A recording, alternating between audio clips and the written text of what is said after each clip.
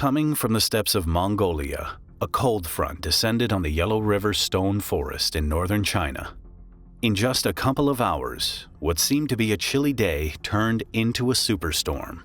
The temperature suddenly plummeted to -5 degrees Celsius as the wind reached a gale force. Behind the rock, sheltered from the blizzard of hailstones that battered the ground, there was a man curled up. A runner, wearing little more than shorts and a t-shirt, was shivering in the cold. His mouth was foaming and he barely had a pulse. Throughout the area, dozens of other runners were in the same trouble. They climbed the mountain trying to win a race, but ended up fighting the storm to save their bare lives. It was May 22, 2021. The Yellow River Stone Forest National Geological Park in China hosted a 100-kilometer trail running race. This challenging sporting discipline gathered thousands of competitors, including some of the best runners from around the country and abroad. The participants gathered along Mijiashan Hill for the fourth time. The extraordinarily demanding and enduring race was reserved only for experienced athletes who could prove they'd completed a similar race within the last year. However, by the sports standards, the trail was considered one of the easiest in the race calendar. Its total elevation was less than 3,000 meters, not much compared to other trails in China. Moreover, the terrain was not too complicated and could be run. Still, the path had some tricky sections, the most difficult being the 8-kilometer stretch between checkpoints 2 and 3. This part, named No Man's Land, was a steep, narrow stone and sand path inaccessible to vehicles. It ended with the highest trail elevation of 2,230 meters, and at points, runners had to use both hands and feet to climb up. This section of trail is where the disaster took place. The race was organized by the Baiyan Prefecture and Jingtai County's Communist Party Committee to improve the region's tourist offer. They were meant to supervise the on-field organizers of the race. However, they were not too bothered about their duty. As a result, the complete control over both the race and everything else required was in the hands of on-field organizers and a sports marketing company that supported the event. Unfortunately, these people had little experience in the job, leading to the fatal outcome. On May 21st, the event team met before the race to explain the route to competitors. There were 10 checkpoints, and an estimated closing time was 20 hours, which meant runners would have to spend the night somewhere on the way. So, at checkpoint number 6, the organizers set up a changing station where participants could change their shoes or clothes and grab something to eat. They also offered to transfer the runners' backpacks to this checkpoint beforehand. The problem was that there was no staff assigned to other checkpoints besides that one. As a result, no one was there to report on runners who went missing when disaster struck. What's worse, there were blind spots for mobile phone signal, No Man's Land included, an unknown fact to organizers. The most significant oversight was ignoring the special weather report made by the Gansu Provincial Meteorological Bureau. From the 21st to the 22nd, there will be a strong wind, sand, and dust, cooling, and precipitation in Gansu Province. May has entered a period of frequent, strong convective weather. Pay attention to prevent short-term heavy precipitation, hail, thunder and lightning, and arrays, adverse effects such as high winds. 3 years prior, the weather had been warm and sunny, and the organizers believed it would be the same this year. On the morning of the race, May 22nd, it became evident that the weather would be anything but pleasant. Some runners took shelter from the wind that became stronger each hour. They were only wearing shorts and t-shirts. Their windbreaker jackets were packed with the rest of their stuff and taken to checkpoint 6 before the race. At 9 a.m., the race began. The real fuel temperature was 7 degrees Celsius. As the runners were passing through checkpoints, the weather was worsening. In the distance, there were dark clouds and strong wind. At 11 a.m., it started raining. The leading pack of competitors had already passed checkpoint 2 when it became apparent the storm was coming. About 3 hours into the race, the temperature suddenly dropped and hail started to beat down. At that moment, a pack of runners was crossing the most challenging part of the trail, a section near checkpoint 3. Despite the warnings from some of the racers who had quit and were descending the course, they continued up. Unfortunately, it was this group of runners that took the most of the casualties.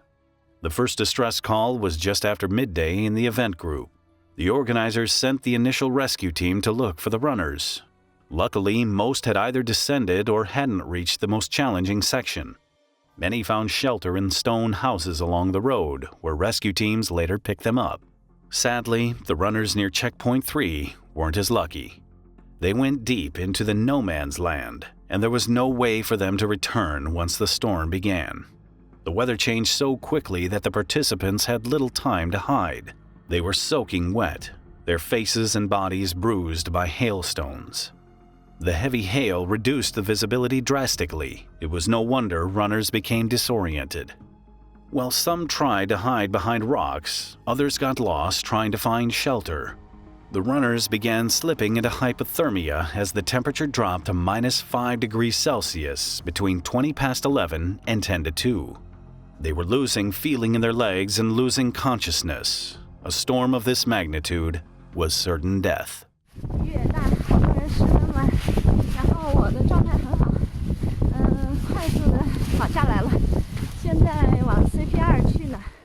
It was a sheer miracle that a local 49-year-old goat herder, Zhu Kemming, was hiding in a nearby cave, which he used as a shelter in bad weather. At 2 p.m., he noticed a disoriented runner up in front of his cave. He took him in, placing him by the fire. Kemming gave him a quilt to warm up. Soon, 5 more runners found refuge in Kemming's cave. Inside, the 6 of them dried their clothes and recovered their strength by warmth of a fire. The rescue team later collected them. At around 4 p.m., Kemming managed to find a phone signal and inform nearby villagers of the runners trapped up in the mountains by the bad weather. Locals rushed out to help, carrying warm clothes and quilts. Ultimately, most of the survivors were saved by the locals who took them to shelter caves. At the same time, Jingtai County firefighters were sent to the rescue. However, the farthest they could go by car was Checkpoint 4.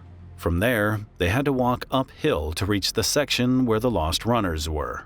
Subsequently, once they arrived at the scene at 9 p.m., the rescue mission had turned into a body recovery mission. Bodies of 21 runners, 18 men, and 3 women were recovered. Unfortunately, they had all died of hypothermia. Out of the 172 runners, only 4 reached Checkpoint 4. The number of casualties made the Gansu Ultramarathon Disaster the deadliest yet. The authorities were quick to determine the causes of the tragedy and the responsibility of the organizers. Less than a fifth of races in 2019 were certified by the China Athletic Association. An astonishing number were led by teams inexperienced in arranging such events. All of the Gansu Ultramarathon staff were part-time workers, none of them having any previous experience in event organization. A private-owned Blue Sky rescue search team hired to cover the race was ill-equipped and ill-prepared to respond to the situation. The organizer also failed to meet the basic safety standards. Most of the runners on the Gansu race lacked mandatory warm weather gear, having given their warm clothes to the crew to take it to Checkpoint 6. However, the organizers' most crucial oversight was neglecting the weather report. Even when it became evident that the weather was deteriorating, the organizers were hesitant to cancel the race. They only did it when it was too late for runners who had reached deep into the section between checkpoints 2 and 3. In a familiar pattern in Chinese politics, the local authorities were the first to blame for the disaster.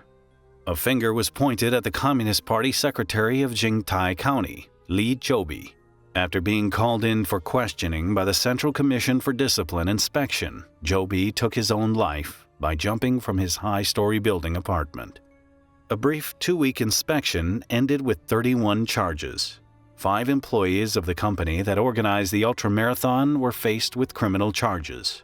26 local party officials were disciplined, some only with administrative warnings. Others, however, had to face the loss of their jobs, detention, and criminal investigations. China's General Administration of Sport halted all high-risk sporting events, including marathons that lacked a clear oversight body, established rules, and safety standards. The Gansu Ultramarathon Disaster was a tragic lesson on how an irresponsible approach can lead to the loss of lives and what can happen when people forget the sacred rule. Safety always comes first. If you found this video interesting, now's the time to like and comment. Subscribe to see when my next documentary is up. Until then, you can take a look at this episode of Dark History.